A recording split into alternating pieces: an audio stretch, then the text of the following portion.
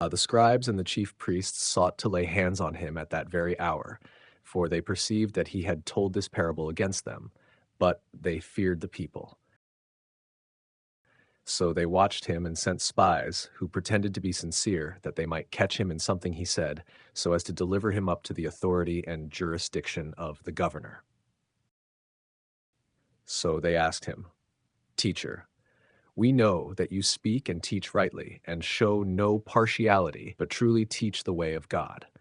Is it lawful for us to give tribute to Caesar or not?"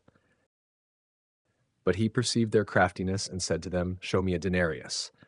Whose likeness and inscription does it have?" They said, "Caesar's." He said to them, "Then render to Caesar the things that are Caesar's, and to God the things that are God's." And they were not able in the presence of the people to catch him in what he said, but marveling at his answer, they became silent. Lessons from Luke 20:19-26. 1. Wisdom in responding to hostility. Lesson. Jesus displayed wisdom and discernment when faced with a trap set by the religious leaders. He saw through their intentions and responded with a profound statement that avoided their snare. This teaches the importance of being discerning and thoughtful in responding to difficult or hostile questions or situations. Practical takeaway.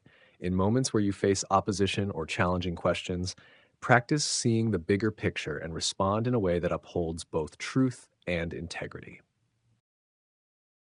2. Recognizing and honoring earthly and divine authorities. Lesson. Jesus' response to "Render to Caesar what is Caesar's and to God what is God's" acknowledges the legitimate place of earthly authority, such as governments and leaders, while emphasizing the greater responsibility to God. It illustrates the importance of fulfilling worldly obligations without neglecting your spiritual commitments. Practical takeaway. Be diligent in meeting your responsibilities in the world, work, community, laws, while prioritizing your relationship and obligations to God. 3. Divine ownership and identity. Lesson. When Jesus asked for a denarius and pointed out Caesar's image, he subtly taught that what bears the image of Caesar belongs to Caesar. By implication, humanity bears the image of God, so our lives ultimately belong to God. This calls for a deeper understanding of where our allegiance and devotion should lie. Practical takeaway. Reflect on the parts of your life that bear God's image and ensure that these aspects, such as your values, actions, and devotion, are surrendered to God. These lessons show how Jesus navigated tricky questions and challenges, emphasizing discernment, dual responsibilities, and deep devotion to God.